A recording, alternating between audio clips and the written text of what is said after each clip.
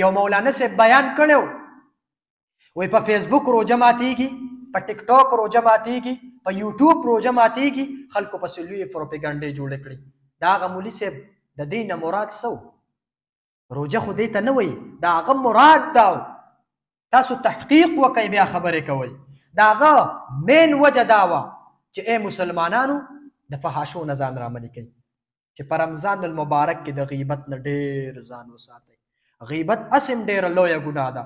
نبی علیه الصلاة والسلام فرمایي الغیبة اشد من الزنا. وی دا غیبت نه دی، وی دا د زنا نه بدتره دی. د زنا نه غټه ګناه ده. نو د غیبت نه ځان رامنې کوي. ګورئ په رمضان المبارک کې دا 3 کارونه ډېر زیات کوئ. هغه 3 کارونه کم دي تاسو ته پته شته؟ اول نمبر په رمضان المبارک کې د الله جل جلاله نه دا دعا ډېره زیاته کوي، یا رب کریمه مال د جهنم نه فنا راکړي. څه؟ د جهنم نه مال فنا راکړي. د الله جل جلاله په دربار کې دا آواز لګوه یا رب کریمه ټول کال مې ګناهونه وکړه، ټول کال مې ستا نافرماني وکړې، د پیغمبر طریقې مې سینې سره ونه لګولې، یا رب کریمه مال د جهنم نه فنا راکړي. او دویم سوال د الله جل شانه نه په رمضان المبارک کې کم کوه و یا رب کریمه زه ډېر ګناهګار یم، زه ډېر خطاکار یم، خو یا رب کریمه امید مې ستا نه دی، رب مال جنت راکړي. د جنت سوال ډېر ډېر کوئ ښه، ځکه دا جنت جوړ شوی زما او ستا دپاره دی، دا د مسلمان دپاره جوړ دی. نبی علیہ الصلوۃ والسلام فرمای الدنیا سجن المؤمن و جنت الکافر. وی دا دنیا چې کوم دی دا د مسلمان دپاره څه دی؟ جیل خانه ده.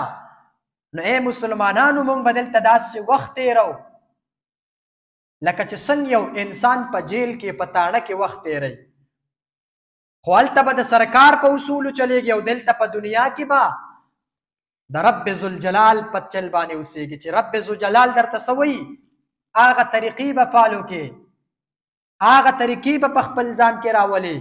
الله جل شانه درته حکم وکړو چې مونځ قایم کا، الله جل شانه درته حکم وکړو روزه قایمه کا، د الله عبادت کوه، د پیغمبر طریقې هغه اختیاروه. نو دا دنیا به زما او ستا دپاره جیل خانه وي، خو په آخرت کې بیا څه دي؟ مزیدی. او دا دنیا د کافر دپاره جنت دی.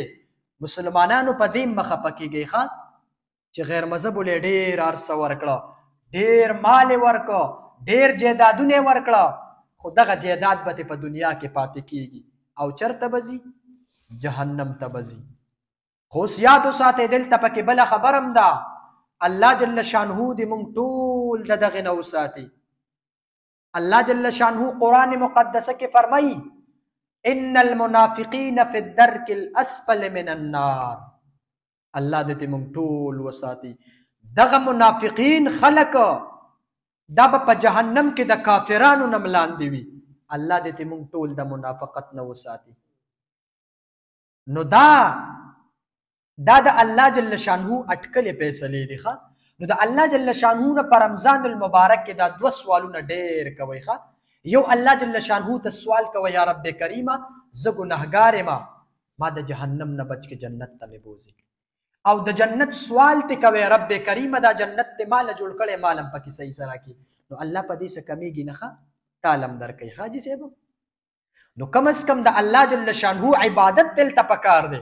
اوس په رمضان المبارک کې 2-3 خبرې نورې داسې دي چې دا کم از کم په خپل ځان کې موږ ټول راولو، او بل په خپل کورونو کې دا خبره وکړو، دا اعلان وکړو، مشرانو ته هم ورسو، کشرانو ته هم ورسو چې په رمضان المبارک کې د غیبت نه ډېر ځان وساتئ. غیبت اسم ډېره لویه ګناه ده. نبی علیه الصلاة والسلام فرمایي الغیبة اشد من الزنا.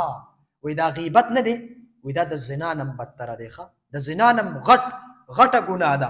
نو د غیبت نه ځان رامنې کوي. ګورئ روژه یوازې دا نه ده چې دا ځای وچ کړي او دا خېټه سپکه کړي، دا روژه نه ده ښه. په روژه کې به د هر یو څیز نه ځان رامنې کوي.